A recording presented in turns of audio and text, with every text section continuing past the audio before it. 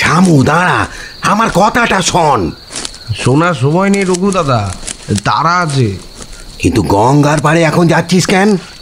হাওয়া খেতে। বিষয়টা ঠিক সুবিধের লাগছে না। দিন কয়েক ধরেই দেখছি এই শামুটা মন মরা হয়ে পড়ে আছে, রাতের বেলা গঙ্গার পাড়ে যাচ্ছে। মনে মনে অন্য কিছু চলছে না তো? না, আমিও বরং যাই।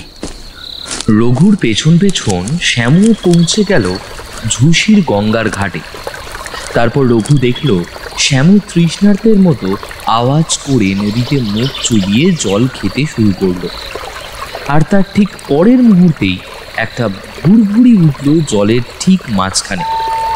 তারপর একটা অদ্ভুত বাঁশির সুর শুনে জল খাওয়া থামিয়ে শ্যামু মুখ তুলল আর বলল, ও কি শ্যামু? ওটা ওটা ওটা কি রঘু দাদা? দুজনের কেউই কথাটা শেষ করতে পারল না। কথা শেষের আগেই একটা সাদা ধোঁয়ার কুণ্ডলী দুজনকে ঘিরে নিল।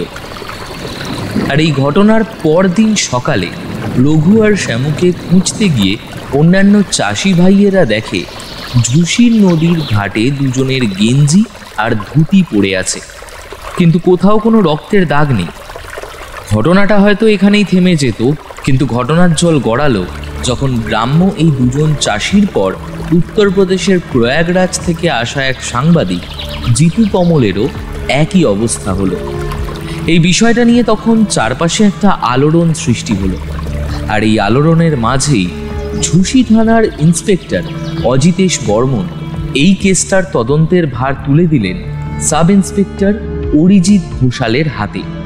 অরিজিৎ, আমার বিশ্বাস তুমি এই কেসটার একটা ঠিকঠাক কনক্লুশন এনে দিতে পারবে।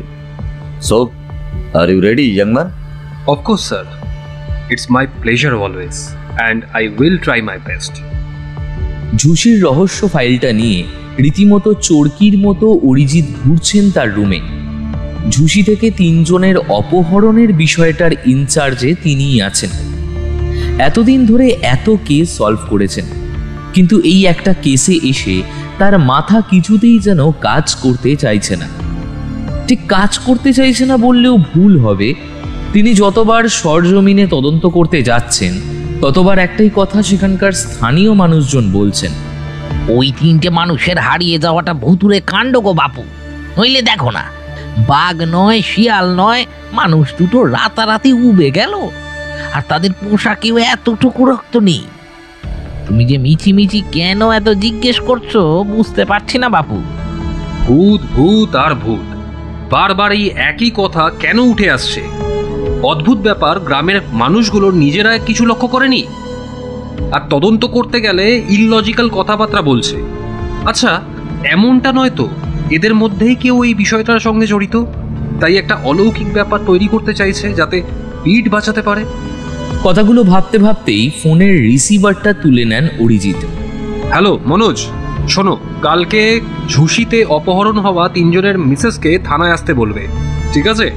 আমি ওদের সঙ্গে আরও একবার কথা বলতে চাই।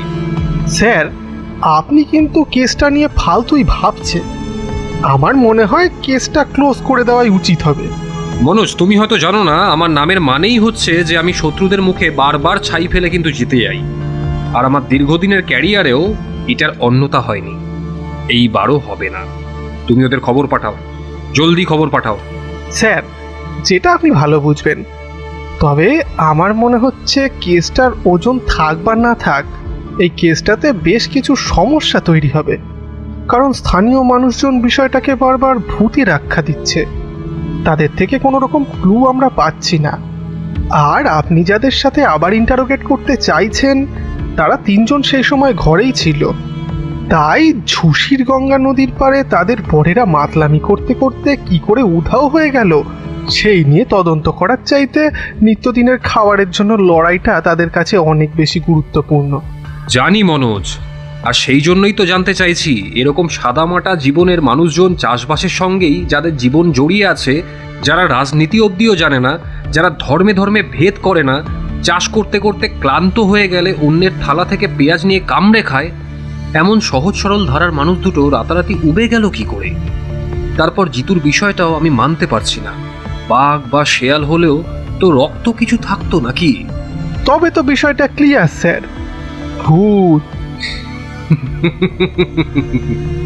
ফোনের রিসিভারটা নামিয়ে পেছনে ফিরে দেখো মনোজ, তোমার পাশেও দাঁড়িয়ে আছে।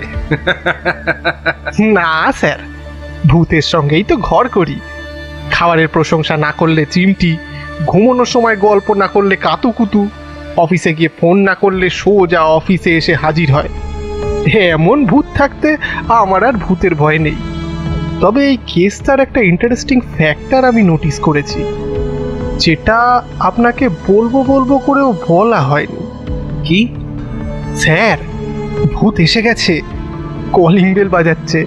এখন যদি দেখে অফিস থেকে এসে কাজের কথা বলছি, তাহলে মাথায় উঠে নাগিন ডান্স করবে। আমি কাল আপনাকে অফিসে গিয়ে সবটা বলছি। ওকে। অরিজিৎ ফাইলের পাতাটা উল্টাতে গিয়েই হঠাৎ তার চোখে অন্ধকার নেমে এলো। পেছন থেকে অরিজিতের দুটো চোখ হাত দিয়ে ধরে রেখেছেন অরিজিতের স্ত্রী প্রিয়া। প্রিয়া, তোমাকে তো কতবার বলেছি কাজের সময় এভাবে ডিস্টার্ব করবে না। রাখো তোমার কাজ। তুমি জানো না আজ প্রধানমন্ত্রী নরেন্দ্র মোদী জাতির উদ্দেশ্যে বক্তব্য রাখবেন? 8টায় তার লাইভ শুরু হওয়ার কথা। জানি তো, সিন্দুর অপারেশনের পর জাতির উদ্দেশ্যে তার এই বক্তব্য। এতক্ষণে বোধহয় শুরুও হয়ে গেছে। তুমি একটা কাজ করো, তুমি যাও, গিয়ে শোনো। না, শুরু হয়নি। তোমার ঘড়ি আর মোবাইল 5 মিনিট ফাস্ট। তুমি মোবাইলে মোদিজির লাইভটা চালাও, একসঙ্গে শুনবো। সব ঘরে বর বউ একসঙ্গে বসে টিভি দেখে, আর তুমি? আমার ভালো লাগে না। আমার মনে হয় আমাদের সমাজ, আমাদের দেশ আমাদের অনেক বেশি শিক্ষা দেয়। আর তাকিয়ে দেখো, সিরিয়ালের থেকে কত ভয়ঙ্কর ভিলেন এখানে। মাঝে মাঝে ভাবলেই চোখটা কেমন কেঁপে ওঠে। সেই সব স্ত্রীরা যারা বেড়াতে গিয়েছিল কাশ্মীর, তারা কি ভেবেছিল সেদিনের সকালের পর সিঁদুরটাই তাদের শেষবারের মতো সিঁদুর পরা হবে? শেষের কথাগুলো বলতে বলতেই প্রিয়ার চোখ ছলছল করে উঠল। পরিস্থিতিটা স্বাভাবিক করতে অরিজিৎ ফোনে পিএম এর লাইভটা চালালেন। মোবাইল স্ক্রিনের মধ্যে ফুটে উঠল ভারতের তিরঙ্গা আর প্রধানমন্ত্রীর মুখ। জাতির উদ্দেশ্যে বক্তব্য রাখছেন তিনি। আধ ঘন্টার সেই লাইভ শুনে খাবার বাড়তে উঠে গেল প্রিয়া। আজও নিরামিষ? যুদ্ধের এই পরিস্থিতিতে ভালো লাগছে না। সেনারা আমাদের দেশের জন্য লড়ছে, আর তুমি? বেশ বাবা, এখন আবার কে এলো? দাঁড়াও দেখি, দাঁড়াও। খেতে খেতে উঠো না। দরজা খুলেই অরিজিৎ দেখল তার সামনে দাঁড়িয়ে আছে ঝুঁসি থানার ইন্সপেক্টর অজিতেশ বর্মন ও তার পেছনে মনোজ ও আরও একজন কনস্টেবল। প্রত্যেকেই পুলিশের পোশাকে, আর তাদের মুখ বেশ থমথমে। স্যার, আপনারা এত রাতে? মনোজ, তুমি তো বললে কাল কথা হবে, তো এখন? আমরা একটা কাজে এসেছি অরিজিৎ, তোমার রুমটা আমরা সার্চ করব। কিন্তু কেন, কি কারণে স্যার?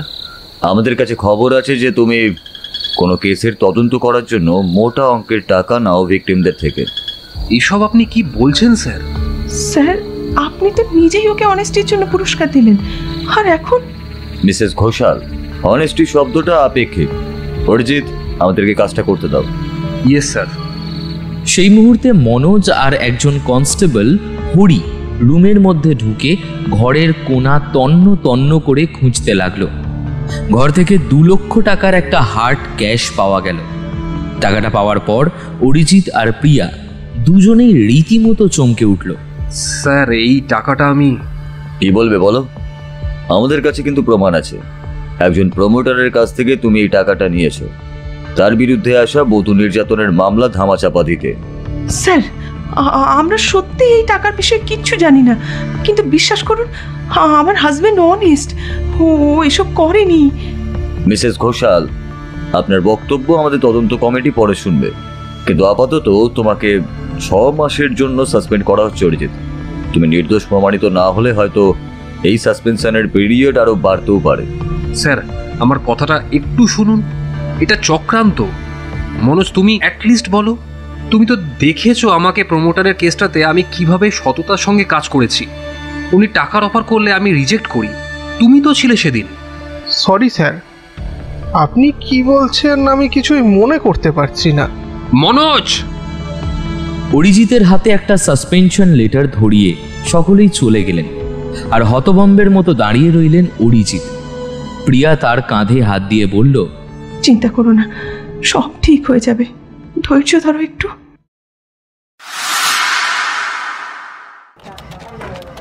ত্রিবেণী সঙ্গমের পূর্বে গঙ্গার অপর পাড়ে রয়েছে ঝুঁসি।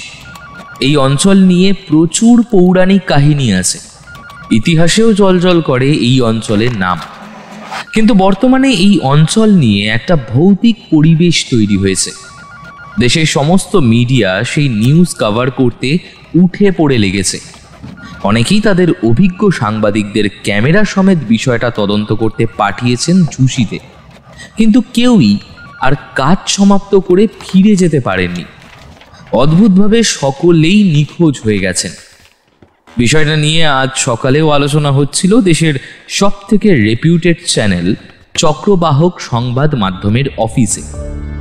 দেখো অভিমন্যু, প্রথম দিকে ভুতুরে ব্যাপার বলে আমি বিষয়টাকে তেমন গুরুত্ব দিইনি, কভারও করতে চাইনি। অতিলৌকিক বিষয় আমার বিন্দু মাত্র আগ্রহ নেই, টু বি ফ্র্যাঙ্ক। কিন্তু জিতু কমলের পর প্রাণের সকাল পত্রিকার সাংবাদিকও এই একই খবর কভার করতে গিয়ে নিখোঁজ হলো। ইভেন পুলিশের বড় কর্তারা পর্যন্ত এর কোনো কুল কিনারা খুঁজে পাচ্ছে না। তবে কি সত্যি ভূত বলে কিছু আছে? স্যার, ভূত তো আছেই, তবে সেটা সর্ষের মধ্যে, আর আমি সেই সর্ষেটাই লাইভে দেখাবো। অভিমন্যুর কথা শুনে ব্রাঞ্চের হেড পুষ্কর আগরওয়ালের চোখ মুখ উজ্জ্বল হয়ে উঠল। বলো কি, পারবে? পারবো, ভূত আর সর্ষে দুটোই লাইভে দেখাবো, আপনি পারমিশন দিন। বেশ, তোমাকে সবেতন আমি ছুটি দিচ্ছি 2 সপ্তাহের। আরও ছুটি লাগলে নিশ্চয়ই পাবে, কিন্তু তুমি কি একা যাবে? হ্যাঁ স্যার, একাই যেতে চাই। উত্তরপ্রদেশের প্রয়াগরাজ জেলাতেই অবস্থিত এই ঝুঁসি, আর এই ঝুঁসি থেকে 1 কিলোমিটার দূরত্বে ফুলপুর তহসিলে অবস্থিত হেতাপট্টি গ্রাম। এখানেই অভিমন্যু দুঃসম্পর্কের এক কাকু কর্মসূত্রে থাকেন, তাই কোনো রিসর্টে না উঠে সেখানেই ওঠে অভিমন্যু। গেট ঠকঠক করতেই দরজা খুলে হাসি মুখে দাঁড়ান অভিমন্যুর কাকিমা।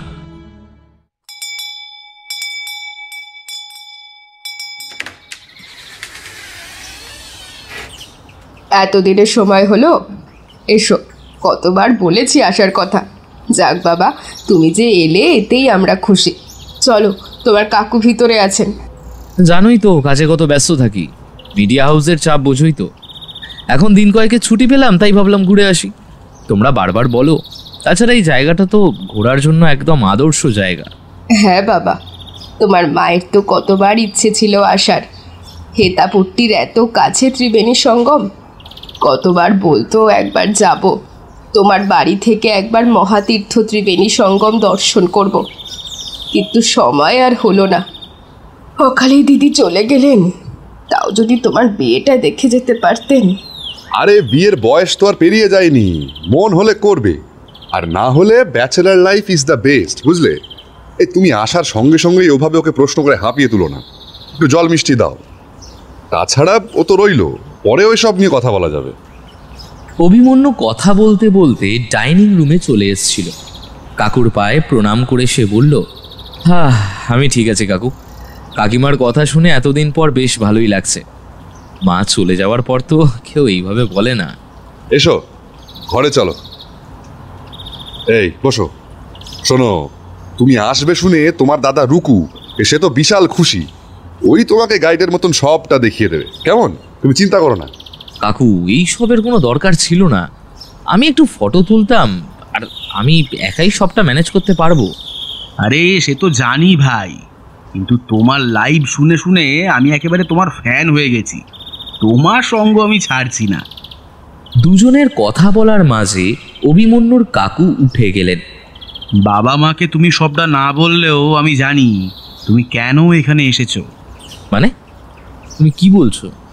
আরে ভাই, আমি তো তোমার বড় ফ্যান। ইনস্টা থেকে টুইটার, ফেসবুক সবেতেই ফলো করি। তোমার খবরের লাইভ নিয়মিত আমি ফলো করি। আমি জানি অভিমন্যুর টক শোতে এবার তুমি ঝুঁসির মিস্ট্রি নিয়ে বলবে, তাই তো? আরে না, এমন কোনো ব্যাপার নয়। আরে তুমি ফেলুদা হও না, আমি না হয় তোপসেই হব, কিন্তু আমি তোমার সঙ্গে থাকবো ভাই। আমার অনেক দিনের ইচ্ছে তোমার সঙ্গে লাইভে এসে কিছু একটা বলবো। মানুষজন আমাকে দেখবে, আমাকে চিনবে। তুমি প্লিজ না করো না। তুমি যখন সব জানো আমি আর তখন আর লুকাবো না, কিন্তু এতে লাইফ রিস্ক আছে দাদা। জানি, সব জানি। জীবনের ঝুঁকি না থাকলে কাজের মজাটা ঠিক আসে না। দেখো, ভারত পাকিস্তান যুদ্ধে অংশগ্রহণ করা সৈনিকদের তো আমরা সম্মান করি, আর এই কারণেই তো বলো যে তারা ফুলের বিছানা ছেড়ে মৃত্যুর সামনে দাঁড়িয়ে আছেন আমাদের জন্য। আমি তো আর সৈনিক হতে পারবো না এই বয়সে। কত নিঃস্বার্থ দেশপ্রেম আমার নেই কো। আমি একটু বরং খ্যাতি চাই, নাম চাই। টিভির হেডলাইন হলে একেবারে মনটা খুশি হয়ে যাবে, তবে সেটা ভালো দুঃসাহসিক কোনো কাজের মাধ্যমে না হলেও হবে। যদিও বোমা বাঁধলেও আজকাল খবরে নাম ওঠে। যা বলেছ। আচ্ছা বেশ, কিন্তু তোমার দোকান? আমার এক বন্ধু আছে, ও মাঝে মাঝে আমার হয়ে বসে। ওকে কিছু টাকা গুঁজে দিলেই একেবারে কেল্লা পথে। বেশ, তাহলে কালকেই? হ্যাঁ, কাল তোমাকে প্রথমে ঝুঁসি নিয়ে যাব, সেখানে রঘু শ্যামুর বাড়ি নিয়ে যাব। বাইকে ওই 1 মিনিটের দূরত্ব। ওনাদের সঙ্গে কথা বলে নেবে। তারপর জিতু কমলের বাড়ি নিয়ে যাব। ওনার বাড়ি কিন্তু ত্রিবেণী সঙ্গমের কাছে, এখান থেকে 12 কিলোমিটার। স্কুটিতে প্রায় 20 মিনিট গেলেই পৌঁছে যাব। অভিমন্যু বুঝতে পারে তোপসে হওয়ার জন্য তার দাদা প্রাথমিক হোমওয়ার্ক করেই রেখেছে। দাদার কথায় সে মৃদু হেসে সম্মতি জানায়। পরদিন খেয়ে দিয়ে মুখের ওপর একটু হালকা মেকআপ করে তাড়াতাড়ি বেরিয়ে গেল, আর রাস্তায় নেমেই দুজনে পরচুলা আর নকল গোফ লাগিয়ে বেরিয়ে পড়ল ঝুঁসির উদ্দেশ্যে। কিছুক্ষণের মধ্যেই তারা পৌঁছে যায় রঘু আর শ্যামুর বাড়িতে। দুজনের বাড়ি বলতে পাশাপাশি টালির ছাদের 2টি ঘর। অভিমন্যুরা একটা স্বেচ্ছাসেবী সংগঠনের লোক হিসেবে নিজেদের পরিচয় দেয়। তাদের আসার খবর শুনে রঘু আর শ্যামুর বিধবা বউ মাথায় কাপড় দিয়ে বাইরে বেরিয়ে এলো। নমস্কার, আমি সুনয়ন ব্যানার্জি। আপনাদের স্বামীর মৃত্যুর ব্যাপারে কথা বলতে এসেছি। আসলে আমাদের সংস্থা হারিয়ে যাওয়া মানুষদের খোঁজার বিষয়ে তদারকি করেন। কতবার আর এক কথা বলবো আপনাদের, আমরা সত্যিই কিছু জানি না। কোথা থেকে কি হয়েছে আমরা এই ব্যাপারে কিছুই জানি না। ওরা দুজনেই ভালো বন্ধু ছিল। চাষবাস করতো, ফুল ফলের বাগান করতো, মাছ ধরতো, বাজারে ফল আর মাছ বেচতো, আর সারা দিনের কাজের পর রাতের দিকে ঝুঁসির গঙ্গার পাড়ে গিয়ে বসতো একটা মদের বোতল নিয়ে। তারপর গভীর রাতে টলতে টলতে ওর গলা জড়িয়ে বাড়ি ফিরে আসতো। হ্যাঁ, মদ খেত, তবে কখনো ওই 2 বন্ধুর মধ্যে কোনো মারপিট আমরা দেখিনি। হ্যাঁ, ওরা কখনো আমাদের গায়েও হাত তোলেনি। নেশা বলতে একটু ওই মদের নেশাই ছিল। মানা করতাম, সারতে বলতাম, শুনতো না। বলতো খেলে নাকি গায়ে গতরের ব্যথা মরে। আমার মরদকে দাদা বলেই ডাকতো শ্যামু ভাই। ওদের গলায় গলায় ভাব ছিল। অন্য দিনের মতো সেদিনও গঙ্গার পাড়ে গিয়েছিল, কিন্তু আর ফিরল না। আমি রাতেই তখন দিদির ঘরে যাই। দিদির কাছে গিয়ে জানতে পারি রঘু দাদাও ফেরেনি।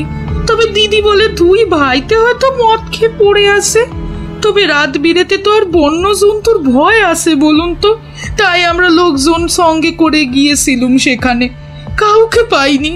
পরদিন সকালে পুলিশের লোক গিয়ে জামা কাপড়গুলো ঘাটের কিনারায় খুঁজে পায়, কিন্তু মানুষ দুটোর কোনো খোঁজ নেই। কাঁদিস না রে বোন, কাঁদিস না। এক কথা বারবার বলতে বলতে আমরা হাঁপিয়ে উঠেছি, আর পারছি না। 1 মাস হয়ে গেল। পুলিশের ছোট কর্তা বড় কর্তা সবাই এসেছিল। একবার করে এসে এক একজন এক এক রকমের প্রশ্ন করছে, এক একবার করে ডেকে পাঠাচ্ছে, কিন্তু কিছুই হচ্ছে না। আমাদের এবার 4 দিন বাবু। আমরা দুজনে গলা জড়িয়ে ধরে একটু কাঁদি, একটু নিজেদের মতো করে থাকি। আমরা সংসারটাও তো আমাদেরই টানতে হয়। আচ্ছা, যেদিন ওনারা হারিয়ে গেলেন সেদিন ওনাদের আচরণে আলাদা কিছু দেখেছিলেন? না বাবু, আমরা গরিব খেটে খাওয়া মানুষ, শরীরে কিছু হলে বুঝতে পারি। অন্যদিকে না অত খেয়াল করি নাই। অত খেয়াল করার সময় কোথায় বলুন তো?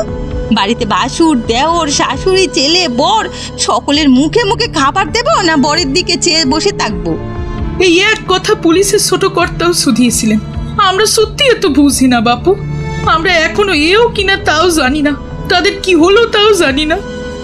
আপনারা এখন আসুন, তবে বাড়ির মধ্যে কারো সঙ্গে কোনো ঝগড়াঝাটি হয়নি, আর তাদের বন্ধু বান্ধবদের মধ্যেও কিছু হয়নি। বেলা হলো, আমাদের কাজ আছে। কথা বলতে বলতেই দুজন উঠে দাঁড়ালেন এবং বিদায় সম্ভাষণের পরোয়া না করেই যে যার ঘরে ঢুকে গেলেন। হতভম্বের মতো দাঁড়িয়ে রইল অভিমন্যু এবং রূপু। দাদা, ওদের ওপর রাগ করো না। সাংবাদিকের নিখোঁজ থেকে শুরু করে একটার পর একটা গোলযোগ, পুলিশের ওপর মহল, মিডিয়া সবাই ওদেরকে একই প্রশ্ন করেছে, অথচ 1 মাসের মধ্যেও তারা কিচ্ছু জানাতে পারেনি। ওদের কাজকর্মের ভীষণ সমস্যা হয়েছে। দিন আনা দিন খাওয়া মানুষ, শোক পালন করবার সময়টুকু পর্যন্ত ওদের নেই। তবে ওরা যা বলল তাতেই আমার কাজ হয়ে গেছে। এবার চলো ঝুষির গঙ্গার ঘাটে একবার চাই। ঝুষির গঙ্গার ঘাটে এসে অভিমন্যু আর রূপু দাঁড়ালো। ঝুষির গঙ্গার পাড়ে রয়েছে বালির বিস্তীর্ণ চর ও বাঁশের তৈরি একটি ঘাট। বাইকটা একদিকে রেখে গঙ্গা নদীর সেই পাড় বরাবর হাঁটতে থাকলো দুজনে। অন্যান্য দিনের মতো আজকেও স্থানীয় মানুষজন এখানে স্নান করতে এসেছেন। ঘাটের সামনে একটা গরু চড়ে বেড়াচ্ছে। এখানে সকালবেলায় গঙ্গার মনোরম পরিবেশ উপভোগ করতে অনেকেই আসেন, তবে সন্ধ্যের পর পরিবেশটা কিছুটা নিস্তব্ধ হয়ে যায়। আচ্ছা দাদা, এই গঙ্গাই তো ত্রিবেণী সঙ্গমের মধ্যে দিয়ে বয়ে গেছে, তাই না? হ্যাঁ, ত্রিবেণী সঙ্গমের ঠিক পূর্ব দিকেই ঝুষি, আর ত্রিবেণী সঙ্গম মানেই তো গঙ্গা, যমুনা আর সরস্বতী নদীর প্রবাহ। আমাদের হেতাপট্টিতে যে বরুণা নদী আছে সেটা কিন্তু এই গঙ্গা নদীর উপনদী। আচ্ছা, এখানকার মানুষেরা কি সকলেই কৃষিকাজ করে? না রে, আসলে কি জানিস তো, এখানে একসময় প্রচুর চাষ হতো। পরে প্রয়াগরাজ উন্নত হওয়ার ফলে এই জায়গাটাও কিছুটা উন্নত হয়েছে। নতুন স্কুল, দোকানপাট, বাড়ি এই সব কিছু গড়ে ওঠায় গ্রাম্য সংস্কৃতি বলতে পারিস এক প্রকার মুছেই যাচ্ছে। আর সেই সঙ্গে হারিয়ে যাচ্ছে কৃষিকাজ। শহর সংলগ্ন হওয়ার কারণে তবুও কিছু কিছু জায়গায় এখন এখানে কৃষিকাজ চলে। তবে শুধু কৃষিকাজে তো আর সংসার চলবে না। গঙ্গার উর্বর পলিমাটি নিয়ে তাই কেউ বাগান বানায়, কেউ এর পাশাপাশি মাছও ধরে। এই তো রঘু শ্যামুরাই তো যেমন চাষ করত, বাগান করত, আবার মাছও ধরত। অনেকে আবার চাষবাসের পাশাপাশি ছোটোখাটো ব্যবসাও করে। মানে তোমাকে আসলে তুই বলে ফেললাম, কিছু মনে করো না যেন। এবার থেকে তুই করেই বলবে, ক্যারি অন। দুজনে যখন কথা বলতে বলতে আসছিল তখন দুজনের অতর্কিতে একজোড়া চোখ তাদের ওপর নজর রাখছিল। সেদিকে অভিমন্যু বা রূপু কারোরই হুঁশ ছিল না। গঙ্গার পাড়ে দাঁড়িয়ে রূপুর মুখে এই ঝুষি গ্রামের কথা শুনতে শুনতে অভিমন্যুও এক নস্টালজিয়ায় ভেসে যাচ্ছিল। এখানে অনেক শিব মন্দির আছে আর ওই তপবনের ধ্বংসাবশেষ, যেগুলো দেখে বোঝাই যায় যে প্রাচীনকালে ঋষি মুনিরা এখানেই তপস্যা করতেন। এক সময় এখানে খনন করার পর মৌর্য আর গুপ্ত যুগের বেশ কিছু নিদর্শন পাওয়া যায়। এই যেমন ধরো না, পোড়ামাটির বাসনপত্র, মুদ্রা ইত্যাদি। বিষয়টা নিয়ে তখন বেশ হইচইও পড়েছিল। তাছাড়া এই জায়গাটাকে পাণ্ডবদের নগরীও কিন্তু বলা হয়। এখানকার গঙ্গার নিচ দিয়ে সরস্বতীর গোপন প্রবাহ আছে বলেই কিন্তু লোকের বিশ্বাস। কথা বলতে বলতেই অভিমন্যু একটা সাইকেলের সঙ্গে ধাক্কা খেয়ে গেল, আর ঠিক সেই মুহূর্তেই ওর কানের পাশ দিয়ে তীব্র গতিতে কিছু একটা বেরিয়ে গেল। অভিমন্যু সন্নিগ্ধ চোখ ও অনুসন্ধানী মস্তিষ্ক বুঝতে পেরে গেল তাকে টার্গেট করে কেউ বন্দুকে সাইলেন্সার লাগিয়ে গুলি করেছে। লুকু হাত বাড়িয়ে অভিমন্যুকে উঠতে সাহায্য করলো। কি ব্যাপার বলো তো? বুঝতে পারছি না, তবে আমাদেরকে কেউ ফলো করছে। তবে কাজে যখন নেমেছি তখন তো মাঝপথে ম্যাচ ছেড়ে যাব না। তবে আমার মনে হয় যদি কেউ সত্যি আমাদের ফলো করে তাহলে কিন্তু এখনই জিতু কমলের বাড়ি না গিয়ে বরং কিছুক্ষণ একটু ঘোরাঘুরি করা দরকার। তাহলে খাওয়া দাওয়াটাও সেরে নেওয়া যাবে আর ওদেরকে একটু হতচকিতও করা যাবে। তাতে কিন্তু তাদের সন্দেহটা বরঞ্চ অন্যদিকেই ঘুরে যাবে। রাইট, চলো পাড়ে বসি। পাড়ে বসে থাকাকালীনও অভিমন্যু বুঝতে পারল একজোড়া চোখ তার দিকে এক দৃষ্টে তাকিয়ে আছে। এখানে এসে রঘু ও শ্যামুদের বাড়ি গিয়ে যে সে এদের চোখের টার্গেট হয়ে গেছে সেটা সে এতক্ষণে বুঝে গেছে। এই ভুলটা কি করে করলাম? ওদের বাড়িতে যারা মারা গিয়েছে অনুসন্ধান করতে তাদের একই পরিণতি হয়েছে। তার মানে যারা এই কর্মকাণ্ডের পেছনে আছে ওদের বাড়ি তীক্ষ্ণ দৃষ্টিতে নজর রাখছে। এটা আমার আগে মাথায় এলো না কেন? কিছু একটা তো করতে হবে। বলছি, ভুতুরে গল্পটা শুনে কিন্তু আমার ভাই বেশ ইন্টারেস্টিং লাগলো। হ্যাঁ, রুকু এতক্ষণ অভিমন্যুকে বুঝে গেছে। সেও তালে তাল মিলিয়ে জোরে জোরে বলল, কিন্তু যাই বলো ভাই, এমন এই মেদোমার্কা ভুতুরে গল্প পডকাস্ট করলে কিন্তু ভালো লাগবে না। একটা কিছু যদি ওই ভুতুরে প্রেত বা পেতনি থাকতো তবে ইউটিউব চ্যানেলে দিয়ে লাভ ছিল, অ্যাটলিস্ট মনিটাইজ তো করতে পারতাম। হ্যাঁ, আমি ভাবছি ফিরেই যাব আজ বিকেলে। আরে বাবা, মুসড়ে পড়ছো কেন? তুমি তো বলেছিলে লাইব্রেরিটা ঘুরে দেখবে। তা বরং প্রয়াগরাজই চলো না। ওখানকার এলাহাবাদ পাবলিক লাইব্রেরি কিন্তু বেশ পুরনো, অনেক রকম বইও আছে। তুমি ভুতুরে কিছু স্টোরি পেয়ে যেতে পারো। তাছাড়া ত্রিবেণী সঙ্গমেও একটু ডুব দিয়ে আসবে। কত মানুষ কুম্ভ মেলায় আসে। কথা বলতে বলতেই রুকু ব্যাগ থেকে একটা ছোট্ট হেডফোন কানের মধ্যে ঢুকিয়ে দিয়ে জোরে জোরে বলল, এবার শুনতে পাচ্ছ? কতবার বলি মেশিনটা লাগিয়ে রাখবে কানে। এত দূর নাটক করার পর দুজনেই আর চোখে দেখে নিল তাদের ওপর সতর্ক দৃষ্টি রাখা সাদা পোশাকের লম্বাটে চেহারার লোকটা আর আশেপাশে নেই। স্বস্তির নিঃশ্বাস ফেলল দুজনেই। রুকু কিছু বলতেই যাচ্ছিল, অভিমন্যু মুখে হাত দিয়ে বলল, এটা রাবণের শ্রীলঙ্কা, তাই মুখে আঙুল দাও, আর কোনো ভুল নয়। চলো তবে দিই পারি আমাদের শহরের সেই বড় লাইব্রেরি। প্রয়াগরাজের চন্দ্রশেখর আজাদ পার্কিং।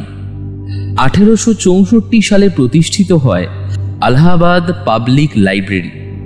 বর্তমানে এটি উত্তর ভারতের অন্যতম বৃহৎ ও প্রাচীন একটি লাইব্রেরি।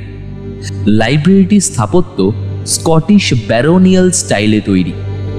এখানে প্রায় লক্ষাধিক বইয়ের পাশাপাশি অসংখ্য পত্রপত্রিকা, সংবাদপত্র থেকে শুরু করে নানান রকম দুর্লভ পাণ্ডুলিপিও রয়েছে। ঝুষি থেকে এই লাইব্রেরি পর্যন্ত স্কুটি করে আসার সময় স্কুটির লুকিং গ্লাস দিয়ে অভিমন্যু দেখেছে পেছনে 6949 নাম্বার দেওয়া একটা কালো গাড়ি তাদের ফলো করছে। বিষয়টা চেক করবার জন্য পথ চলতি দোকানে বার কয়েক দাঁড়িয়েও দেখেছে সে, কিন্তু গাড়িটা তাদের পিছু ছাড়েনি। এরপর লাইব্রেরিতে ঢোকার পরেও সাদা পোশাকের লম্বাটে চেহারার সেই মানুষটি তাদের পিছু পিছু লাইব্রেরিতে ঢুকে পড়ে। কিন্তু অভিমন্যু তখন একটি ফরাসি ম্যাগাজিন তুলে নিয়ে ঘণ্টাখানেক ধরে রুকুকে বিস্তর জ্ঞানগর্ভ কথা বলতে থাকে। ভূতের অস্তিত্ব বিষয়ক সেই সকল কথা শুনেই লোকটি কুটি কুটি পায়ে চলে যায়। ওষুধে কাজ হয়েছে। কপাল ভালো আজকে বৃহস্পতিবার নয়, নয়তো লাইব্রেরি একেবারে বন্ধ থাকতো। হ্যাঁ, কিন্তু এখন 5টা অবধি এখানেই বসে থাকতে হবে। লোকটা লাইব্রেরি থেকে নেমেছে ঠিকই, কিন্তু লাইব্রেরির নিচে ঠায় দাঁড়িয়ে আছে। ছদ্মবেশ যখন নিলাম, চশমা পড়লাম, তখন এই ভুলটা যে কি করে করলাম। সরাসরি ওনাদের বাড়িতে না গিয়ে কোনোভাবে কোনো টিকটিকি লাগিয়ে যদি তথ্যটা কালেক্ট করতে পারতাম না। টিকটিকি? আরে যারা খবর জোগাড় করে আনে তাদের কোড। ও আচ্ছা, জিতু কমলের ব্যাপারটা। তবে স্যারকে ফোন করব, নাম্বার জোগাড় করে অন্য নাম্বার থেকে কল করে নেব। বাড়িতে আর যাচ্ছি না। দেখো, আমি মরতে ভয় পাই না, কিন্তু জিতুদা, হুমায়ুনদার মতো একটা ছোট্ট অসাবধানতার ফলে প্রজেক্ট সাবমিটের আগেই মরতে পারবো না। Excuse me. ওদের কথায় মাঝখানে ব্যাঘাত ঘটালো এক যুবতী মেয়ের কণ্ঠস্বর। অভিমন্যু তাকিয়ে দেখল মেয়েটি তারই সমবয়সী, আনুমানিক বয়স 25-26 হবে। তবে অভিমন্যুর মুখের মধ্যে যে সারল্য রয়েছে মেয়েটির মুখের মধ্যে তা নেই। বয়সের তুলনায় এক অদ্ভুত গাম্ভীর্য রয়েছে তাতে। পিঠ অবধি কোকড়ানো চুল আর উজ্জ্বল চোখের মধ্যে ঠিকরে পড়ছে প্রখর ব্যক্তিত্ব, যা দেখে মুগ্ধ না হয়ে পারা যায় না। কিন্তু অভিমন্যু এখন 50 বছরের বৃদ্ধ, তাই এক ঝলক দেখেই সে গলার পরিবর্তন করে বললেন, কিছু বলবে খুকি? আঙ্কেল, আপনি যে ফরাসি বইটি পড়ছিলেন ওটা একটি পুরাণ কাহিনীর ফরাসি অনুবাদ। আপনি কি আমাকে বিষয়টা একটু ব্রিফ করতে পারেন? সে বলতেই পারি, তবে বিষয়টা আমার থিসিসের, তাই একটু গোপনীয় আর কি। বাহ, গ্রেট। আমিও পুরাণের একটা বিষয় নিয়ে থিসিস করেছি। এখন একটা প্রজেক্টের জন্য আমি স্যারের সঙ্গে এখানে এসেছি। কি প্রজেক্ট, কি থিসিস? বিষয়টা একটু কনফিডেন্সিয়াল, সরি। ও, তার কি করা যাবে। আমাদের মতোই কনফিডেন্সিয়াল ভাইয়া। দুজনেই আর চোখে হাসল। আপনারা কি মনে করেন পুরাণের বিষয় কনফিডেন্সিয়াল হতে পারে না? আসলে কি জানেন তো, খুব কম বাঙালি আমাদের পুরাণ নিয়ে আগ্রহী। কিন্তু যদি খুব মনোযোগ দিয়ে পড়েন তাহলে দেখতে পাবেন আমাদের অতীতে বিজ্ঞান কিন্তু যথেষ্ট বেশি উন্নত ছিল। এই যেমন ধরুন, মহাভারতের যুগে সঞ্জয় দিব্য দৃষ্টি পেয়েছিলেন। আজকের দিনে আমরা সেটাকে লাইভ টেলিকাস্ট বলি। এছাড়া বর্তমানে যে টেস্ট টিউব বেবির আইডিয়া, সেটাও কিন্তু পুরাণের সময় থেকেই দেখতে পাওয়া যায়। সত্যবতী আবার নিজের নামেই নিজের সন্তান ব্যাসদেবকে বড় করেছেন।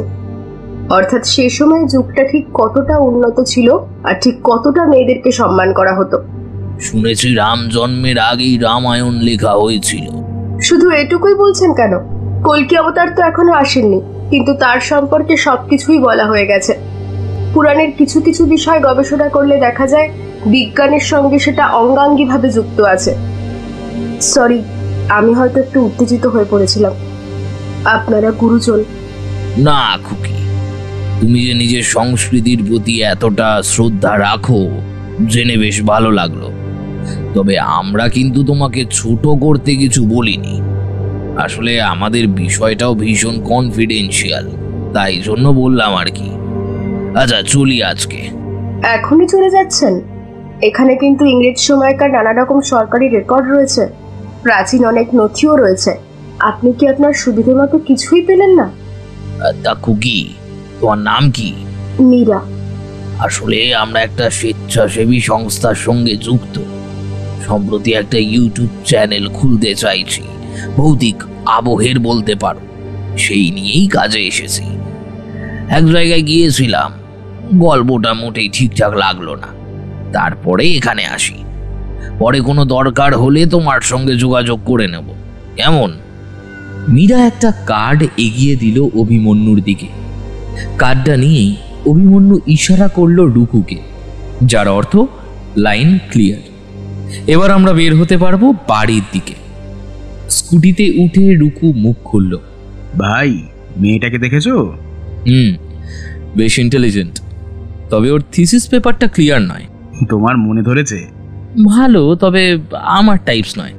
বুঝেছি, লজ্জা পাচ্ছ। তা এখন আবার কোথায় যাবে? মীরা দেবীর বাড়ি খুঁজতে? এখন আমরা বাড়িতে যাব না, কোনো পাবলিক টয়লেটে গাড়িটা দাঁড় করাও, চেঞ্জ করব। সাধারণ দিনমজুর যেমন হয় তেমন ছদ্মবেশ নিতে হবে আমাদের। তারপর গাড়ি এখানে রেখে হাঁটতে হাঁটতে যাব ত্রিবেণী সঙ্গমের দিকে। কেন? আসলে যে গাড়িটা আমাদের ফলো করছিল তার নাম্বার আমি আমার পরিচিত একজন বিশ্বস্ত এজেন্টকে দিয়েছিলাম। ছেলেটি এখানকারই। সেই মারফত জানতে পারি গাড়িটা আমাদের ফলো করার পর ত্রিবেণী সঙ্গমের দিকেই গিয়েছে। ওখানকার একটা জায়গায় গাড়িটা দাঁড়িয়ে আছে। এই যে এতক্ষণ ধরে আমরা লাইব্রেরিতে কথা বলছিলাম, এখনো গাড়িটা ওখানেই আছে। কিন্তু আমার মন বলছে এটা আমাদের জন্য একটা বড় ক্লু। পরনের ধুতি খাটো করে পরে ও মুখে যথেষ্ট মেকআপ করে অভিমন্যু আর রুকু একটা পেট্রোল পাম্পের টয়লেট থেকে বেরিয়ে হাঁটা লাগায় ত্রিবেণী সঙ্গমের দিকে। ত্রিবেণী সঙ্গমের কাছে পৌঁছতেই অভিমন্যু সেই 6949 নাম্বার দেওয়া কালো গাড়িটা দেখতে পায়। গাড়িতে এখন কেউ নেই। এই গেল কোথায় বলো তো? বুঝতে পারছি না। অভিমন্যু হঠাৎ দেখতে পেল ওই লম্বাটে চেহারার লোকটা কিছুটা দূরে ত্রিবেণী সঙ্গমের ঘাট বরাবর হাঁটছে। রুকুকে সঙ্গে নিয়ে অভিমন্যু পা টিপে টিপে সেই পথেই এগোল। বিস্তীর্ণ বালুচর পেরিয়ে ত্রিবেণী সঙ্গমের মূল ঘাট থেকে প্রায় 4-5 কিলোমিটার হাঁটার পর একটা জায়গায় প্রাচীন এক মন্দিরের ধ্বংসাবশেষ দেখতে পেল তারা। মন্দিরটা এমনভাবে ভেঙেছে যে সেটাকে আর মন্দির বলে বোঝা যায় না। রাত তো পরের কথা, দিনের আলোতেও শতাব্দী প্রাচীন মন্দিরটাকে দেখলে মনে হয় ভুতুড়ে জায়গা। বেশ কিছুক্ষণ এক দৃষ্টে তাকিয়ে থাকার পর অভিমন্যু দেখতে পেল সেই মন্দিরের দিকেই লম্বাটে চেহারার লোকটা এগিয়ে গেল। বেশ কিছুক্ষণ পর সেই লোকটি সহ বাকি আরো 4-5 জন মানুষ সেখান থেকে এক এক করে বেরিয়ে গাড়ির দিকে চলে গেল। অভিমন্যু পকেট থেকে ফোনটা বার করে কাকে একজনকে SMS করলো। এরপর সকলে মিলে বেরিয়ে যাওয়ার পর অভিমন্যু সেই মন্দিরটার দিকে এগিয়ে যেতে চাইলে রঘু আটকে দিল। এখানে যে এমন একটা মন্দির আছে তা তো জানতামই না। আমার মনে হচ্ছে এইভাবে যাওয়াটা ঠিক হবে না। যদি কোনো সমস্যা হয়, আমাকে একবার গিয়ে ভেতরে দেখতেই হবে কি আছে। এখানে কিন্তু আমি তোর গার্জেন, এভাবে তোকে বিপদে আমি কোনো মতেই যেতে দেব না। এইভাবে রুকু অভিমন্যুকে আটকাতে যায়, আর অভিমন্যু মন্দিরে জোর করে ঢুকতে যাবে এমন সময় সে দেখতে পায় মন্দিরে ঢুকার আগেই অসংখ্য জায়গাতে মাটিতে লাল বৃত্ত এঁকে ক্রস করা। এসব কি? তান্ত্রিক যজ্ঞ বলে মনে হচ্ছে। দাঁড়া দেখি। অভিমন্যু এগোতেই যাবে, ঠিক সেই সময় একটা শক্ত হাত তাকে ধরে ফেলল।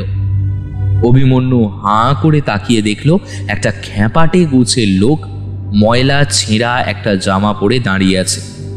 চোখের দৃষ্টি দেখলেই বোঝা যায় তার মস্তিষ্কের কয়েকটা তার কাটা। রুকু লোকটাকে দেখে এক দাবড়ানি দিল। আমার নাম পার্থ। যতক্ষণ কথা বলতে পারি ততক্ষণ আমি আছি, আর যেদিন মাটির মধ্যে ঢুকে পড়ব সেদিন কথাও বন্ধ। অভিমন্যু ফ্যাল ফ্যাল করে কিছুক্ষণ তাকিয়ে রইল পাথরের দিকে, তারপর মাটির দিকে তাকালো, ক্রস চিহ্নটার দিকে তাকালো, তারপর সবকিছুকে দৈব নির্দেশ মনে করে সে রুকুকে নিয়ে চলে গেল বাড়িতে। বাড়িতে স্নান করে দুপুরের খাবার খেয়ে অভিমন্যু সকাল থেকে যা যা তার সঙ্গে হয়েছে সব একটা ডায়েরিতে নোট করে সবটা পর পর ভাবতে লাগলো। না, একটা ফোন করতে হবে এইবার মৃন্ময়ী দেবীকে।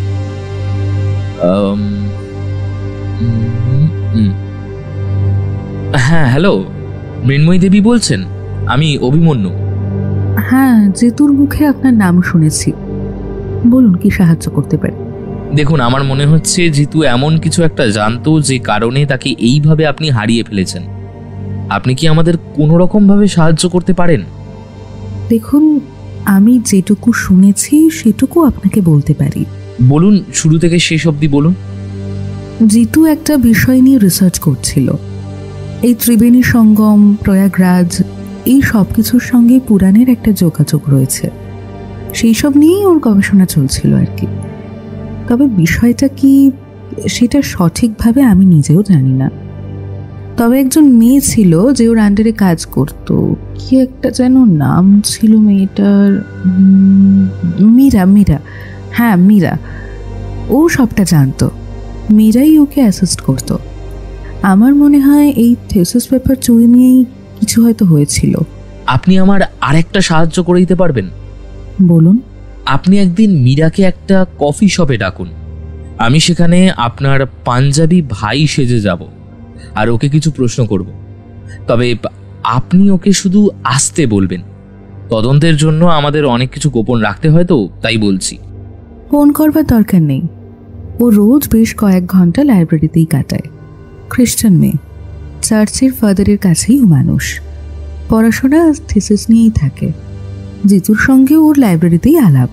আমরা কাল সকালে বরং একসঙ্গে লাইব্রেরিতেই চলে যাব, আর আপনি বরং তার আগে আমার বাড়ি পৌঁছে যাবেন।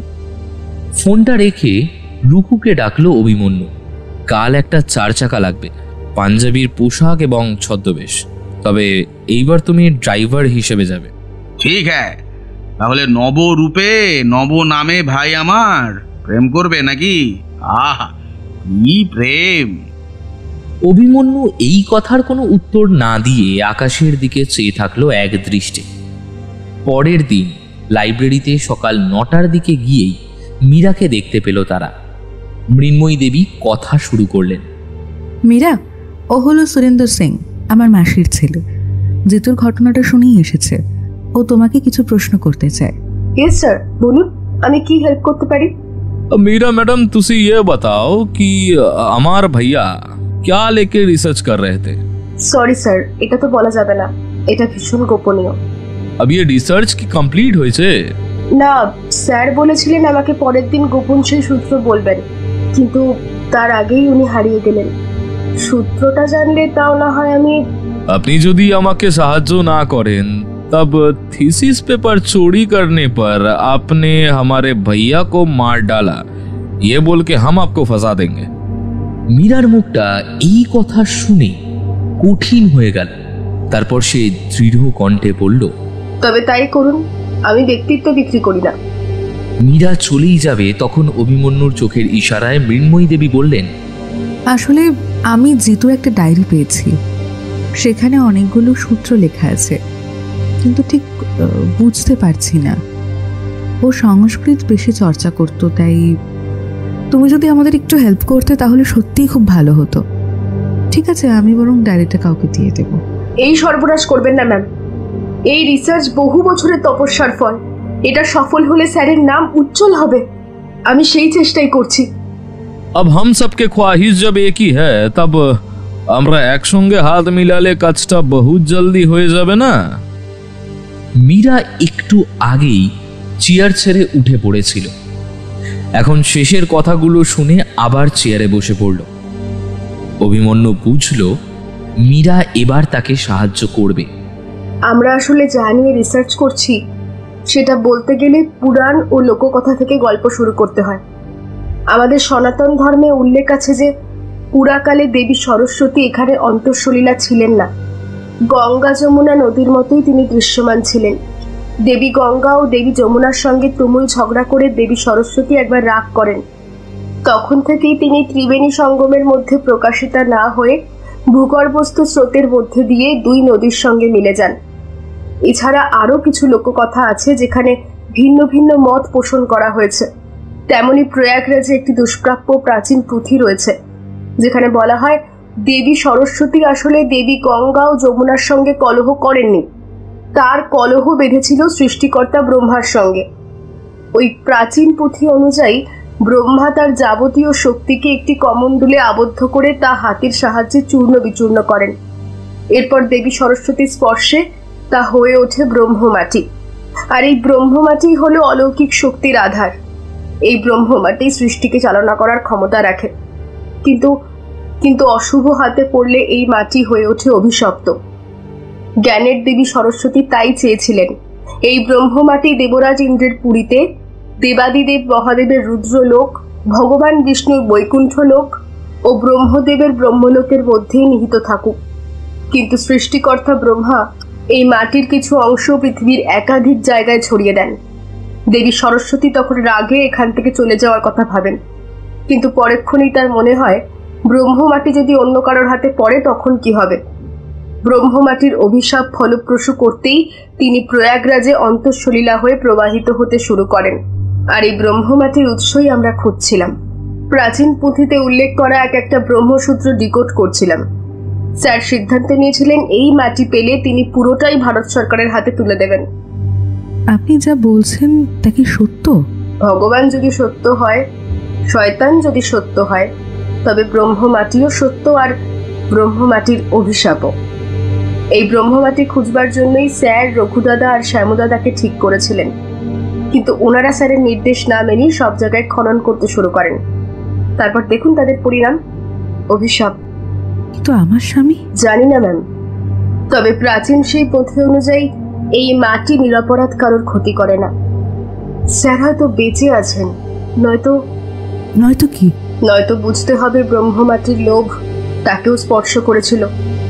আমেরিকান ডলারের মোহে পড়ে গিয়েছিলেন। দিদি শান্ত হো যাইয়ে, শান্ত হো যাইয়ে। अरे ये मैडम जो जानते हैं वही बताए हैं आपको। अब चलो मैडम, तुसी चिंता ना करो, ये सब लेके हम आपसे बाद में बात करेंगे, फिलहाल के लिए चलते हैं।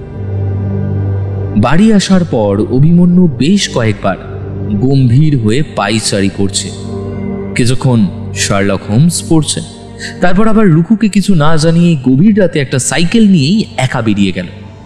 কোথায় গেল সেটা কেউ জানে না, কিন্তু খুব ভোরে অভিমন্যু দেখতে পেল সে একটা ঠেলা গাড়ির ওপর শুয়ে আছে, আর ঠেলা গাড়িটা রাখা রুকুদার বাড়ির সামনে। এরপর কাল রাতের ঘটনাগুলো এক এক করে মনে করে মুখে একটু হাসি ফুটল অভিমন্যুর। যেভাবে রাতের অন্ধকারে জানলার কাঁচ দিয়ে পালিয়েছিল সে, ঠিক সেইভাবে সকালে ঢোকার চেষ্টা করল, কিন্তু ঘরে ঢুকেই দেখল তার ঘরে বসে আছে রুকু দাদা। এই, কোথায় গিয়েছিলিস? রুকু দাদা, কনক্লুশনে চলে এসেছি, এবার শুধু একটা সূত্র মেলা বাকি, তাহলেই কেল্লা ফতে। দেখ, আমিও কিন্তু কাল রাতে অনেক ভেবেছি, কিন্তু এক ব্রহ্ম মাটিতে এসেই আমার সব প্রশ্ন মিলে যাচ্ছে। আর সেই দিন ওই পুরনো মন্দিরের কাছে ওই বালুচরে যে লাল ক্রস কাটা জায়গাটা, ওখানেই কি? অভিমন্যু রুকুকে জড়িয়ে ধরে উল্লাসে বলে, তুমি ঠিকই পথে এগোচ্ছ, এবার আমাদের মীরার সাহায্য দরকার, ওনাকে একবার সঠিক পরিচয়টা এবার দিতেই হবে। কথা শেষ করেই অভিমন্যু মোবাইলে মীরার নাম্বার ডায়াল করল, আর কিছুক্ষণ পরেই প্রয়াগরাজের কাছে একটা ছোট্ট ভাড়া বাড়িতে হাজির হলো ওরা দুজনে। আসুন, এটাই আমার বাড়ি। টিউশন পড়িয়ে পার্ট টাইম জব করে এই এক কামরার রুমটা থেকে আমি ভাড়া নিয়ে থাকি। আপনাদেরকে যে কোথায় বসতে দিই। আপনি ব্যস্ত হবেন না বোন, আমরা এই চেয়ারেই বসে যাচ্ছি। আচ্ছা, আপনি তবে অভিমন্যু? আপনার নাম আমি শুনেছি, আজ আপনাকে চোখে দেখলাম, তবে আজ হয়তো প্রথম নয়, এর আগেও দুবার আপনাকে লাইব্রেরিতে দেখেছি। দুটো ভিন্ন পরিচয়, ঠিক বলছি তো? হ্যাঁ, ঠিকই ধরেছেন। আসলে আমাদের কাজটাই এমন গোপন যে পরিচয়টাও গোপন রাখতে হয়। এবার সবটা শুনুন, আমি প্রথম থেকেই বলছি। অভিমন্যু মীরাকে গাড়ি ফলো করে প্রয়াগরাজের সেই বালুচরে পৌঁছে যাওয়া ও ধ্বংসাবশেষ মন্দিরের কাজে লাল ক্রস চিহ্ন আঁকা সেই জায়গার কথা পুরোটাই এক নিঃশ্বাসে বলে থামল। আপনার কি মনে হয় ওই ক্রস চিহ্ন নামাঙ্কিত জায়গার নিচেই ব্রহ্মমাটি আছে? না, এই মাটির নিচে রঘু, শ্যামু, জিতু দাদাদের জীবন্ত সমাধি দেওয়া হয়েছে, আর মানুষের মধ্যে ভৌতিক আতঙ্ক ছড়িয়ে দেওয়ার জন্য তাদের জামা কাপড় খুলে ঝুসি নদীর ঘাটের কাছে রাত্রে বেলায় ফেলে আসা হয়েছে। এই বিষয়টা আমি প্রথম দিনই বুঝতে পেরেছিলাম। রঘু দাদের বাড়িতে গিয়ে ওনাদের স্ত্রীর মুখে জানতে পারি ওনারা রাত্রেবেলায় একবার খুঁজতে এসেছিলেন, তখন জামাগুলো পাওয়া যায়, কিন্তু আশ্চর্যজনক বিষয় হচ্ছে রাত্রেবেলা তারাও নদীর ঘাটে গিয়েছিলেন। একজন নয়, তাদের সাথে অনেকেই ছিল, কারোর চোখেই জামাটা পড়েনি। হয়তো শোকে বিহ্বল হয়েছিলেন বলে তারা বিষয়টা খেয়াল করেননি। তখনই আমি বুঝতে পারি এই ভৌতিক আতঙ্ক তৈরি করা হচ্ছে শুধুমাত্র একটা বড় সড়ো অপরাধকে ধামা চাপা দিতে। অভি, তোর কি মনে হয় ব্রহ্মমাটি আদৌ আছে? তার উত্তর তো মীরা দেবী দিতে পারেন। ব্রহ্মসূত্র ডিকোড করলে পাওয়া যায় আছে, কিন্তু কোথায় আছে সেটা আমরা বুঝতে পারছি না, কারণ ব্রহ্মসূত্রের লাস্ট কতগুলো শব্দের মানেও বোঝা যাচ্ছে না। সংস্কৃত ভাষা অনুযায়ী 3টে নদীর সঙ্গমস্থলের কাছেই রয়েছে এই ব্রহ্মমাটি। আমারও তাই মনে হয়। আমি যদি খুব ভুল না করি, তবে এই ব্রহ্মমাটির রহস্য খুঁজে বার করবার জন্যই জিতু কমল স্যার শ্যামু আর রঘুকে নিযুক্ত করেছিলেন। হয়তো তারা কিছু খোঁজ পেয়েও ছিল, বা হয়তো কিছু আন্দাজ করেছিল, তাই তাদের এমন নির্মম পরিণতি হয়েছে। জিতু স্যার ওই নিখোঁজ হওয়ার খবর পেয়ে ব্যক্তিগতভাবে তদন্ত করতে শুরু করেন, কারণ কোথাও না কোথাও গিয়ে এই সব কিছুর জন্য তিনি নিজেকে দায়ী করতে শুরু করেছিলেন। অন্য সময় হলে হয়তো এই ঘটনার শেষ দেখেই তিনি ছাড়তেন, কিন্তু দুটো মানুষ তার ভুলের জন্য হারিয়ে গেল, এই কারণে কোথাও গিয়ে তার মনটা ভেঙে গিয়েছিল। তাই একটু অসাবধানতার ফলে এই পরিণতি হলো। তবে ব্রহ্মমাটির সন্ধান তিনি পেয়েছিলেন, অভির ডায়েরিতেই কোট করে সেটা লেখা আছে। তাহলে ব্রহ্মমাটি আছে বলছো? হ্যাঁ, ব্রহ্মমাটি বলতে REE সমৃদ্ধ মাটিকে বলা হয়। এটা জিতু স্যারই প্রথম বুঝতে পারেন, আর সেই কারণে তার উপরে একটা গুপ্ত সংগঠনের নজর পড়ে। এই মাটি বাজেয়াপ্ত করে তারা বিদেশে পাচার করতে চেয়েছিল, এবং সেই কারণেই এই খুনটা। সে তো বুঝলাম, কিন্তু এই REE এটা আবার কি? REE হলো রেয়ার আর্থ এলিমেন্ট সমৃদ্ধ মাটি। প্রাথমিক উৎস হিসেবে ভারত মোনাজাইট মিনারেল পরিশোধনের মাধ্যমে এই উপাদানগুলো পেয়ে থাকে, যেটি উচ্চ শক্তিশালী ম্যাগনেটিক ও পারমাণবিক শক্তি উৎপাদনকারী একটি খনিজ। পরিশোধনের পর এগুলোর মধ্যে প্রাপ্ত সব থেকে দামি উপাদান নিওডাইমিয়াম, ডাইসপ্রসিয়াম, টার্বিয়াম ইত্যাদি। বর্তমান বিশ্বে একাধিক কাজের প্রয়োগ হয়, যুদ্ধক্ষেত্র থেকে শুরু করে চিকিৎসা ক্ষেত্রে, প্রযুক্তি থেকে শুরু করে দৈনন্দিন জীবনে এই মাটি লাগে। কিরকম? সামরিক বিভাগের মিসাইল, র্যাডার থেকে শুরু করে বিভিন্ন শক্তি উৎপাদন ক্ষেত্রে, মহাকাশ গবেষণার ক্ষেত্রে স্যাটেলাইট, স্পেসক্রাফট, চিকিৎসা ক্ষেত্রে ক্যান্সার থেরাপি, MRI, প্রযুক্তি ক্ষেত্রে স্মার্টফোন, ল্যাপটপ সহ একাধিক জিনিসে এই মাটির ব্যবহার হয়। সব থেকে বড় কথা হলো এই মাটি বিশ্বের খুব অল্প জায়গাতেই পাওয়া যায়। সেই কারণে বড় বড় দেশগুলো সকলেই মাটির উপর নিজের অধিকার বজায় রাখতে চায়। এই উপাদানগুলোর জন্য আন্তর্জাতিক রাজনীতির ক্ষেত্রে দেশ অনেক উপরে উঠে যেতে পারে। এমনকি যুদ্ধ বিগ্রহের ক্ষেত্রে এই মাটির উপস্থিতি সেই দেশের ভ্যালু বাড়িয়ে দেয়। এক কথায় এই মাটি হচ্ছে গুপ্ত খাজানা। সরকার যাকে সংরক্ষণ করতে চায়, আর চোরা গুপ্তা পথে পাচারকারী মানুষেরা যেটিকে চুরি করে বিদেশে অনেক টাকা দামে বিক্রি করে নিজেদের স্বার্থ রক্ষা করতে চায়। এই মাটির অনেক গুণ। এই কারণেই হয়তো আমাদের প্রাচীন পুঁথিতে এই মাটিকে ব্রহ্মমাটি বলা হয়েছে। বিশ্বের মধ্যে চীন, south Asia, Italy, America, Russia, Australia, Canada ইত্যাদি বিভিন্ন দেশে এমন মাটি পাওয়া যায় যার মধ্যে REE রয়েছে, মানে রি রয়েছে। এছাড়া আমাদের দেশে তামিলনাড়ু, কেরল, উড়িষ্যা, মহারাষ্ট্র, গুজরাট, অন্ধ্রপ্রদেশের সমুদ্র সৈকত অঞ্চলে মনাজাইট প্রকৃতির বালি রয়েছে। এই বালিতে রি পাওয়া যায়। এছাড়া ছত্তিশগড়, ঝাড়খণ্ড ইত্যাদি এলাকায় কিছু শিলার মধ্যে এই মাটির উপস্থিতি রয়েছে। রাজস্থান, অরুণাচল প্রদেশ, মেঘালয়েও এই মাটি পাওয়া যায়। এবার এই REE সমৃদ্ধ মাটিটা ঠিক কোথায় রয়েছে সেটার একটা আন্দাজ জিতু স্যার করেছিলেন, কিন্তু আমি জানতে পারিনি সেটা। কিন্তু আমি কাল রাতে গিয়েই বুঝতে পেরেছি কোথাও এই ব্রহ্মমাটি, এই REE মানে রি সমৃদ্ধ মাটি রয়েছে। আপনি সূত্রটা ডিকোড করতে পেরেছেন? হ্যাঁ। কোথায়? সেটা আমি দেশের সরকারকেই বলবো। আপনার থেকে এই উত্তরটাই আমি আশা করেছিলাম। বসুন, আমি একটু চা নিয়ে আসি। মীরা চা করবার জন্য উঠতে যাবে, ঠিক এমন সময় কতকগুলো মানুষ মীরার ঘরে খোলা দরজা দিয়ে ঘরের মধ্যে প্রবেশ করল। তাদের প্রত্যেকেরই গোটা শরীর কালো পোশাকে আচ্ছাদিত, একমাত্র তাদের চোখ দুটো দেখা যাচ্ছিল। প্রত্যেকের হাতেই একটা করে বন্দুক ছিল। তারা এসে মীরার কপালে বন্দুক ঠেকালো। অভিমন্যু আর রুকু তাকে বাঁচাতে গেলে বন্দুক দিয়ে তাদের মাথায় একটা সজোরে বাড়ি মারল। মীরা আর্তনাদ করে উঠল, কিন্তু অভিমন্যু আর রুকু জ্ঞান হারালো। বেশ কয়েক ঘন্টা পর অভিমন্যুর যখন জ্ঞান ফিরল, তখন সে নিজেকে আর রুকুকে হাত পা বাঁধা অবস্থায় ত্রিবেণী সঙ্গমের কিছুটা দূরে অবস্থিত সেই প্রাচীন ধ্বংসপ্রাপ্ত মন্দিরের একটা ঘরের মধ্যে আবিষ্কার করল। চারপাশে ঘুটঘুটে অন্ধকার, কিন্তু তার মধ্যেও হাতড়ে হাতড়ে নিজেকে আর রুকুকে বন্ধন মুক্ত করল অভিমন্যু। মীরাকে তাদের আশেপাশে কোথাও দেখতে পেল না। ওরা বুঝতে পারল মীরা অন্য ঘরে রয়েছে, কিন্তু এই মুহূর্তে এখান থেকে পালানোটাই বুদ্ধিমানের কাজ হবে। এই ভেবে তারা যখন পালাতে যাবে, তখন পেছন থেকে একটা গম্ভীর পুরুষ কণ্ঠস্বর শোনা গেল। পালিয়ে কোনো লাভ হবে না। ব্রহ্মমাটির সন্ধান না দিয়ে তোমরা কোথাও যেতে পারবে না। আপনি কে? আমি কে? আমি কে সেটা জেনে কি করবে? শুধু জেনে রাখো, আমি সেই মানুষ যে জিতু, শ্যামু, রঘু ও চলমান পত্রিকার সম্পাদক মাহমুদকে স্বর্গে পাঠিয়েছি। ব্রহ্মমাটি আমার চাই। কোনো সাধারণ মানুষের হাতে ব্রহ্মমাটি পড়লে অভিশাপ নেমে আসবে, জানেন তো? আমি সব মানি না। তোমরা যদি ব্রহ্মমাটির সন্ধান না দাও, তাহলে তোমাদেরও মরতে হবে। আমরা মরতে ভয় পাই না, কিন্তু সত্যের জন্য বুক চিতিয়ে মরব। একদম ঠিক কথা বলেছিস। কি হলো, দাঁড়িয়ে আছেন কেন? আপনি গুলি চালান। আর মীরা, তোমাদের জন্য এক অনাথিনী মারা যাবে সেটা তোমরা মেনে নেবে?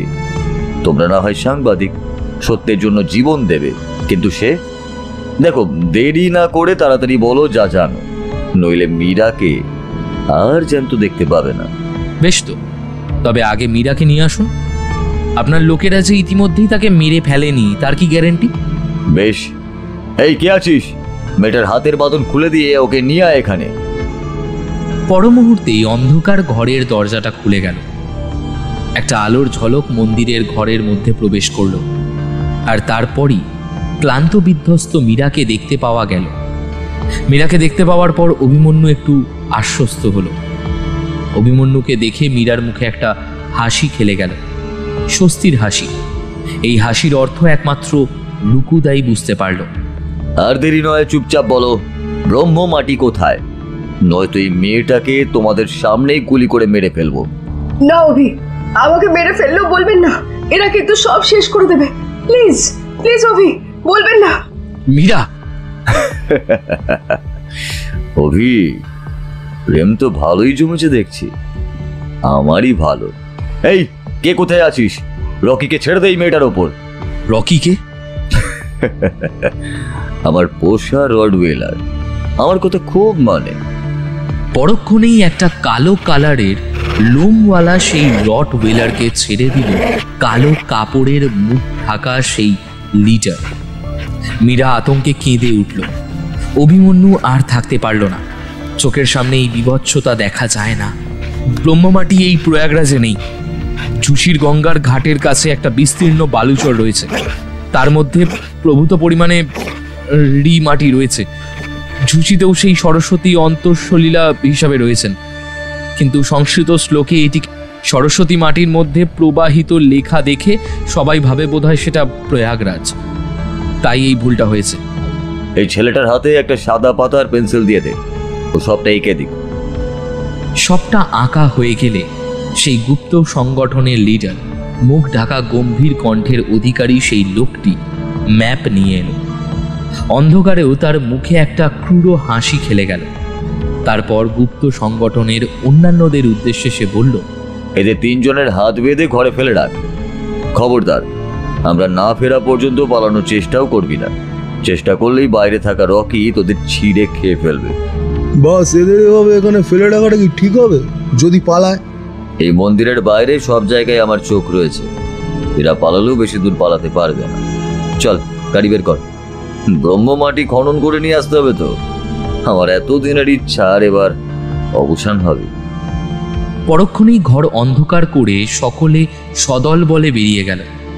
কিছুক্ষণ পর তাদের গাড়ির আওয়াজ শুনতে পাওয়া গেল।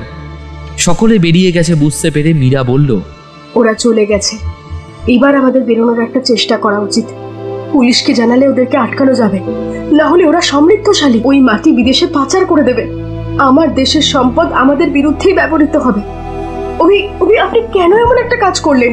আপনার জন্য। চোখের সামনে আপনার ক্ষতি হতে দিতে পারতাম না। তাছাড়া ওদের আটকানোর আরো অনেক রাস্তা আছে। আমরা এখান থেকে পালিয়ে সেই চেষ্টা করতে পারি, কিন্তু আপনাকে যদি আমার চোখের সামনে ওরা মেরে দিত তাহলে আপনাকে আর বাঁচাতে পারতাম না। একজন নির্দোষের মৃত্যুর দায়ে আমাকে বেঁচে থাকতে হতো। কিন্তু আপনি এই মাটির সন্ধান কখন, কোথায় আর কিভাবে পেলেন? গতকাল রাতের দিকে আমি জিতু স্যারের ডায়েরির কোডটা ডিকোড করে ঝুষির দিকে চলে যাই একাই। ঝুষির সেই বালুচরটা থেকে ব্রহ্মমাটি শুরু হচ্ছে, সেখানে এক পা রাখতেই যাব, অমনি পেছন থেকে একজন আমাকে টেনে ধরলেন। দুপা পিছিয়ে দেখলাম সেই প্রথম দিনের খ্যাপাটে গোছের লোকটা। সেই প্রথম লোকটাকে দেখে আমি চিন্তা করি, আর মুহূর্তেই ছদ্মবেশের আড়ালে থাকা মানুষটিকে চিনতে পারি। কে বলতো? Sub inspector Arijit Ghoshal.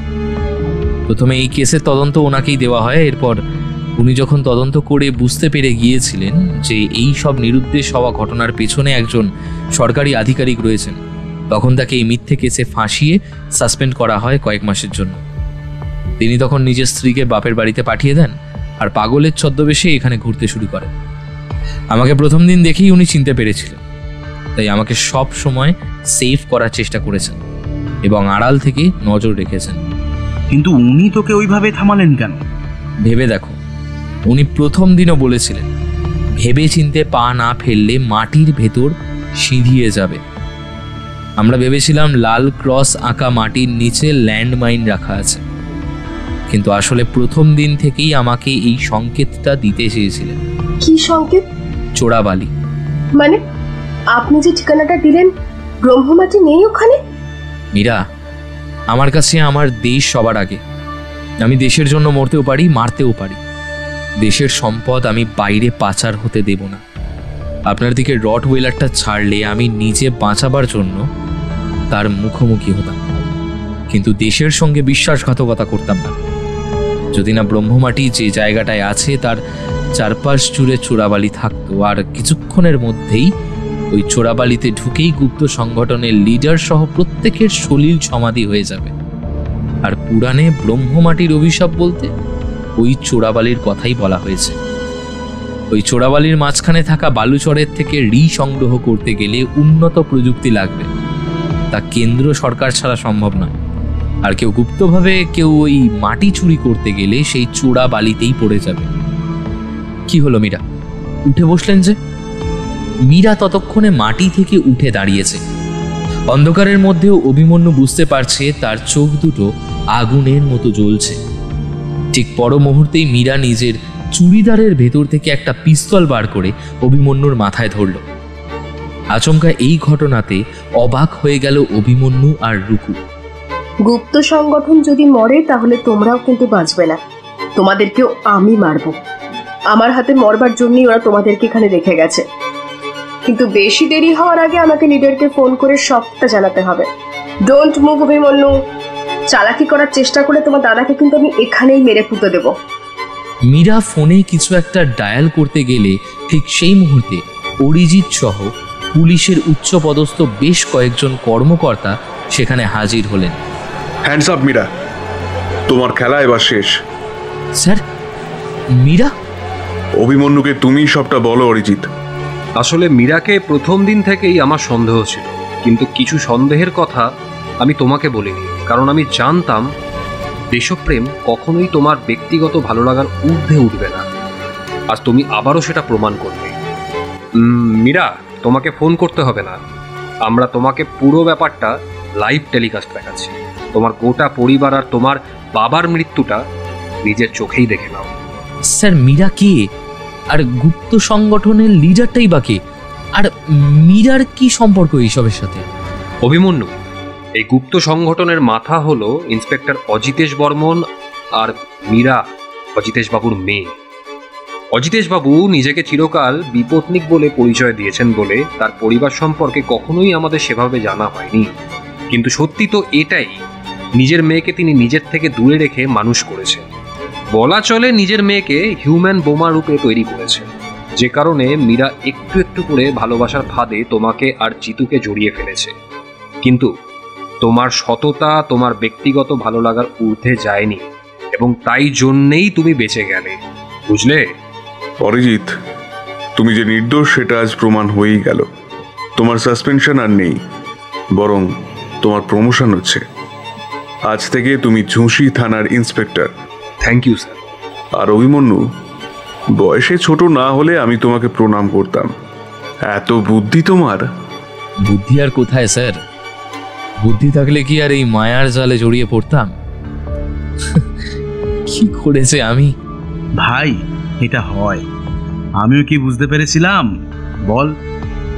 DSP যখন অরিজিৎ আর অভিমন্যুর প্রশংসা করছিলেন, তখন একজন মহিলা পুলিশের থেকে পিস্তল কেড়ে মীরা পরপর দুটো গুলি চালায় অরিজিতের উদ্দেশ্যে। অফিসার অরিজিৎ, এবার তুমি মরবে।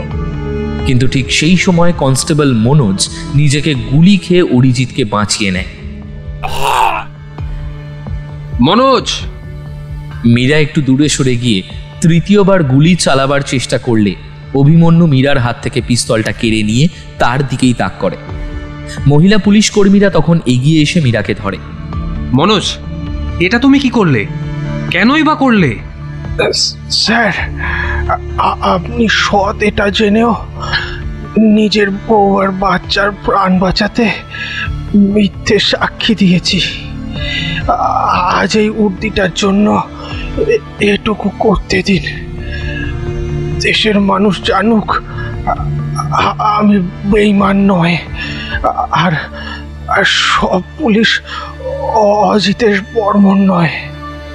কেউ কেউ অরিজিৎ হয়। না, অনেক চেষ্টা করেও সেদিন কনস্টেবল মনোজকে বাঁচানো যায়নি। অজিতেশ বর্মন পুরো পরিবার সহ চোরাবালিতে ডুবে গিয়েছিল, আর ব্রহ্মমাটির খোঁজ চলে গিয়েছিল দেশের প্রধানমন্ত্রীর কাছে। সেখান থেকে নির্দেশ এসেছিল ব্রহ্মমাটি সংগ্রহ না করা পর্যন্ত যেন এই খবর গোপন থাকে, কারণ এর সঙ্গে ভারতের অভ্যন্তরীণ নিরাপত্তাজনিত নানান ব্যাপার জড়িয়ে রয়েছে। এই নিখোঁজ রহস্য উদ্ঘাটনের জন্য সাংবাদিক হিসেবে পুরস্কার পেল অভিমন্যু। মীরার বিশ্বাসঘাতকতা সে ভোলেনি, তবে সে ভেঙেও পড়েনি। জীবনের একটা লেসন হিসাবে এটাকে সে গ্রহণ করেছে। আর রুকুদাদা, তার দোকানের ঝাঁপি আপাতত বন্ধ, কারণ তার পোস্টিং হয়েছে অভিমন্যুরই অফিসে জুনিয়র সাংবাদিক হিসাবে।